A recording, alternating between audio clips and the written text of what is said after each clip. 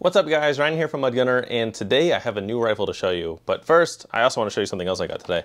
So I've talked about these on the channel before, but I bought some more today because they're very helpful. These are EvaDry dehumidifiers for gun safes. So I have one already that I got randomly through the store I work at. It just came in used and I was like, oh, this is kind of cool. So I've had one for years, but I've only had one. So I decided to pick up a few more today. I didn't realize we could actually order these at our store, so I ordered a bunch more. But they don't sponsor or anything, I'm just shouting it out because it's pretty cool. But these are, again, dehumidifiers, and they show orange little silica gels in there. And then when it gets wet, which you wouldn't think stuff gets wet, but it actually absorbs all the humidity, they turn green, and then you plug it into your outlet to dry it all off again. So it's pretty cool. You wouldn't think about humidity in Arizona. I know some of the states you absolutely have to because it's way more humid there, but here in Arizona it is dry, but when it rains it can be humid for a week, maybe even longer. And if you're opening your safe, I mean, it's gonna get into your safe. I know there's a lot of people that keep safes in their garage. I'm not necessarily for that because your garage gets so humid, but yeah, that's just one thing. If you're gonna do it, you need some way to dehumidify the safe. So just a little shout out to these because they work really well and they're cheap. They're only like 15 bucks. So yeah, on a side note, I'll get into guns in a second. I got a safe that came with my mom's house. It was a gun safe that people moved across the country, so they didn't keep it, which makes sense. It's probably more expensive to ship the safe than it is to just buy a new one when you move across the country. But they left the safe in the garage. It was bolted down and everything. But when we got the safe open and I was moving it, there was a giant puddle of water under the safe. And that water seeps in through the holes at the bottom of your safe, because most safes have holes so that you can drill them to the ground. And the bottom of the safe was so moldy and so wet, like I could only imagine how rusty the guns were in there. So even when I moved the safe to my house, I let that thing air out for like 2 weeks. I even had to use like foot powder or fungal powder because there was so much mold on the bottom of the wood. I just let it dry out. I cleaned it off as best as I can, put the foot powder on there, and I just left it open for weeks. So yeah, even if you don't think that it's raining in your garage, that water was seeping in from the outside into the garage, or it just got under the safe at one point. And yeah, sorry, I could have a video on that. But yeah, these are cool. Keep your guns nice and dry. And other than that, we'll get into the video. So I got this rifle today. I've been paying it off for a little bit. This is the Springfield M1A, and it's pretty cool. It's like a mid-2000s model. The serial number is 192,000, so I think that puts it around 2010. I don't remember off the top of my head.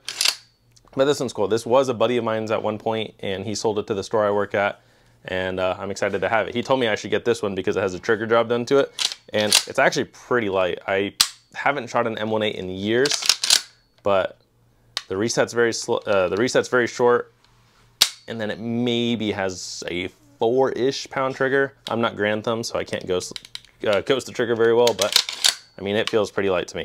I would assume 4-pound trigger. So yeah, it's got a trigger job. Other than that, it's just a standard M1A. I don't think it's like a national match or anything. Yeah, it doesn't say NM on the barrel, but yeah, 22-inch M1A. And if you guys are looking at this paint scheme, you might already have an idea of what I'm going to do to it, also based on the other guns I have here. Well, you are right. I am going to turn this into the Black Hawk Down M1A, the Randy Shugart M1A, and it's going to be my inspired clone. And I mean inspired clone because it's not going to be 100% clone correct. So what I'm thinking is we're gonna strip the paint off the metal, so the receiver, the barrel. I'll leave the paint on the top forend and the stock itself, and we're gonna paint over it. And what I'm thinking we're gonna do is a darker tan, because it's pretty light. Like, I think it's too light. It honestly kind of matches that well, but I'd rather have it be that color. So I think we're gonna do a darker tan on it, and then we're gonna do the kind of Black Hawk Down stripes just on the top forend and the stock itself. And then the rest of it will be black. So the barrel will be black, the receiver will be black, and I think that's the plan. Now the other thing with these is, what optic do you put on there? It's been a minute since I've watched Grand Thumb's video. I think he did an Aimpoint 3000, which is probably more clone correct. And then the specific mount, I think they use an arms mount, I don't remember. Yeah, I'm gonna probably watch more Black Hawk Down M1A videos after this. But the mount that I'm gonna go with as of right now is just the Springfield mount that my friend gave me. So I put it on here. It actually looks good. It does sit a little high, but what's nice is you can use the iron sights with this mount installed. So if I put this on, I can use my iron sights, and then I already have the optic picked out that I'm gonna put on there. Someone sold our store an Aimpoint 9000L. I think it's a 9000L, but basically it's like a long Aimpoint red dot. So it looks pretty decent and clone correct, but it's a modern Aimpoint. They still make them. They're about 500 bucks, and someone sold us a used one. So that's what's going to go on here. That could change, but I think that is the plan. Is we'll make, I mean, it's a pretty, not easy build, but it's an easy build. You buy an M1A, which we've been getting so many used ones in recently. If you look at my shorts on my YouTube feed, there are so many M1As that have been coming in, and they sell really fast. Like, they're a popular gun. But this one came in from my friend, and I was like, you know what? He told me I should buy this one, and I did, and I'm excited for it. So it's going to get the Aimpoint 9000, which I haven't seen anyone do a 9000 on one. I didn't even know that was a thing until someone brought that in. But that's really all I'm going to do. I'm going to strip the paint off the metal, repaint the stock and fore-end, and then put the Aimpoint 9000 on there. It's going to go on this Springfield M1A mount, so factory Springfield mount. It's a Gen 4 based on the box I have here for it. I don't know the difference between all the generations. But yeah, M1A Gen 4 aluminum scope mount. And I mean, it's a little bulky. These knobs on the side are pretty big too, but I mean, this is, again, just a clone inspired gun. It's not clone correct, and I think it'll be a fun range gun. So if you don't know the history of Black Hawk Down, basically the movie is based off of one event, the Battle of Mogadishu, and I mean, that's a pretty intense event in general. Watch the movie, or I know there's a book about it. I have not read the book. So the two main guns that I've cloned from it, or plan on clone. So I have the Gordon carbine, which was Gary Gordon's carbine. He was a Delta sniper, so he was in the U.S. Army. So was Randy Shugart, who used an M1A, specifically in the movies. I know they don't have exacts of the guns that they use, but it's close enough, and you'll see a lot of clones of them. But basically, Randy Shugart and Gary Gordon both sacrificed themselves. They went down to help a crashed helicopter with Michael Durant, and they ended up dying, but he ended up surviving. He was a POW for a little bit. I don't remember exactly how long, but their sacrifice saved his life, and they both got the Medal of Honor. So yeah, they're very iconic guys, very iconic guns, and I think it's pretty cool to have not a piece of history because it's modern, but just a rifle to, you know, memorize them and commemorate their heroic deeds, because yeah, that's an insane thing to do. But yeah, badass guns, badass guys. Movie's great. It's one of my favorite war movies. But yeah, I'm excited to do this gun. This is my first M1A. I've shot one, but it's been years since I've shot one. So yeah, just excited to show you guys that. But yeah, other than that, it's just a stock M1A minus the trigger. He said he did a trigger job. So that's what we're going to be doing with that. And then I figured, since we're talking about Black Hawk Down M1A, might as well show you the other guns. So this is my Gordon carbine clone, which this came straight from Taipei. They're a pretty cool AR company. They do a lot of retro builds, and yeah, I just bought their factory Gordon carbine. So also a clone inspired. It's not clone correct because it's a modern Aimpoint, it's a modern gun. It's, yeah, their complete gun from the ground up, but they use an Aimpoint Pro on, I don't know who makes this mount, but then it's on a Smith Enterprise carry handle mount. So you have an A2 upper, and then it's basically a clone of the rest of it. It's a 12.5-inch SBR.